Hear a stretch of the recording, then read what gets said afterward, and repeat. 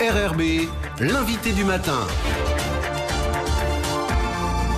Bonjour Jean-François Bodin. Bonjour Nicolas. Alors pour la deuxième année consécutive, les chrétiens vont entrer confinés dans la semaine sainte. Et pour en parler, vous recevez ce matin le vicaire général du diocèse de Nouméa. Le père Roch Apikawa qui est avec nous. Bonjour père.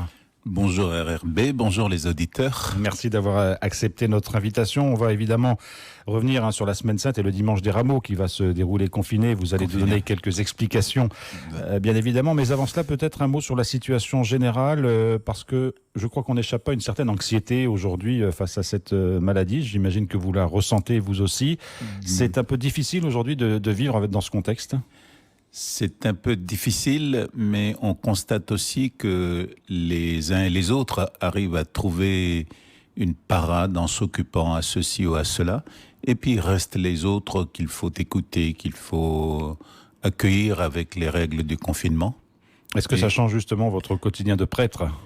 Non, pas trop, parce qu'on reste attentif aux uns et aux autres, et puis surtout on leur signifie que malgré tout cela reste entre nous une communion spirituelle, communion de pensée, et voilà, on se porte les uns les autres dans la prière, pour le dire tout simplement. Il y a de l'anxiété, il y a de la désorganisation, mais les gens restent confiants. Vous sentez qu'il y a quand même, au fond du fond, une sorte de tranquillité ou pas? Oui, c'est pas si serein que ça. J'en veux pour preuve les initiatives de solidarité prises ici et là. J'ai vu les gens d'Ouvéa envoyer des Koumalas de Nouméa, j'ai vu d'autres associations s'occuper des gens des squats, et puis voilà, il y a ce désir où chacun sort de soi pour veiller sur l'autre, parce qu'il n'y a que comme ça que nous allons nous en sortir. Et puis il y a le soin que chacun apporte à soi, parce que c'est aussi une manière de veiller sur l'autre que de s'occuper de soi. Alors Nicolas Legrand le disait il y a un instant, c'est la deuxième année consécutive que les chrétiens vont rentrer dans cette semaine sainte en mode confinement, si j'ose dire, y compris pour les célébrations. Vous avez l'expérience de l'année dernière, ça va vous aider ? L'an dernier nous a permis de faire école, et cette année nous allons faire la même chose. Il y aura la messe des rameaux depuis la cathédrale par le biais de la télévision calédonien, et on demande aux chrétiens qui veulent avoir leurs rameaux bénis de les avoir devant eux à 9h. Chez eux. Chez eux, ils ne bougent pas de chez eux.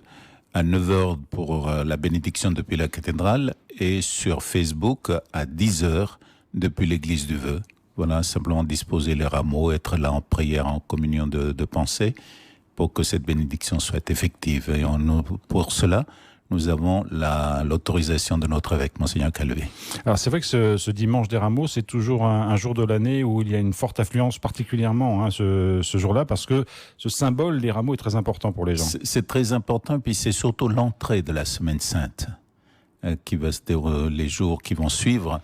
Et puis chacun a aussi, vous savez que c'est comme pour tout, chacun a besoin d'un symbole. Et donc ces rameaux que l'on reçoit ce jour-là nous permet non seulement de vivre Pâques, mais après de garder l'idée de Pâques tout au long de l'année avec ces brindilles de rameaux dans nos maisons.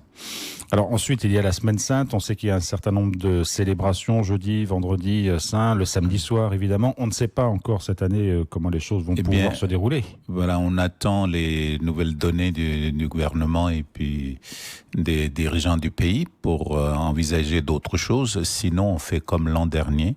On célèbre un peu avec des situations réduites, avec les règles du confinement, les 3 jours importants, le jeudi saint, le vendredi saint et le jour de Pâques.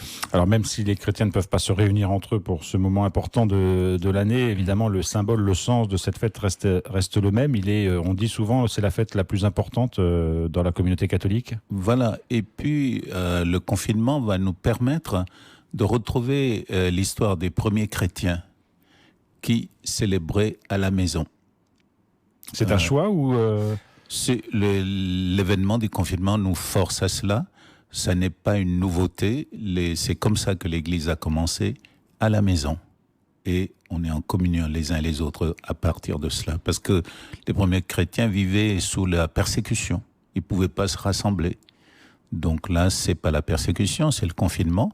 Donc la foi reste la même, la communion de pensée aussi, et on est à la maison et on vit ces temps forts avec foi depuis la maison, mais les uns avec les autres. Voilà pour cette semaine de Pâques qui sera peut-être un peu particulière, on ne sait pas, il faut attendre évidemment les annonces du gouvernement, ce sera fait demain matin. Père Roch Kapikawa, il y a aussi une sorte d'attente aujourd'hui en Calédonie au niveau politique, il ne se passe pas grand-chose, si je peux me permettre cette expression, il n'y a pas de président du gouvernement, il n'y a pas de discussion puisqu'il y a le confinement.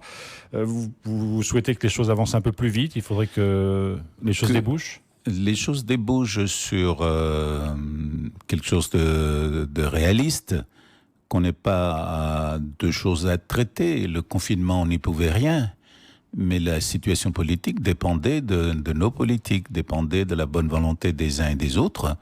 Et il serait grand temps pour tous qu'une décision soit prise et que au moins un gouvernement puisse se mettre en place pour gérer. L'occasion de saluer l'autre gouvernement qui a gardé les choses en main. Et puis, donc, la manière de faire rappelle à nos amis politiques qui ont une grande responsabilité de se dire il y a du travail et il faut peut-être sortir des desiderata des uns et des autres pour se dire il y a un bien commun à prendre en compte ensemble. Le comité des sages dont vous êtes membre pourrait intervenir éventuellement si la situation devait durer, même si c'est pas trop son domaine si la situation devait durer, je pense que nos responsables du comité nous appelleraient à ce qu'on se rencontre et puis qu'on puisse apporter notre contribution à ce que les choses puissent se dégager et que des lignes de conduite puissent se mettre en évidence. Ne serait-ce que pour le service du pays.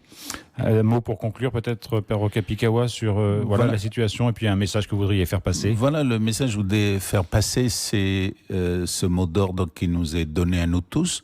En prenant soin de soi, on prend soin des autres. Et prendre soin, je voudrais rappeler tout simplement que dans la lettre du pape François pour le 1er janvier, c'était son mot.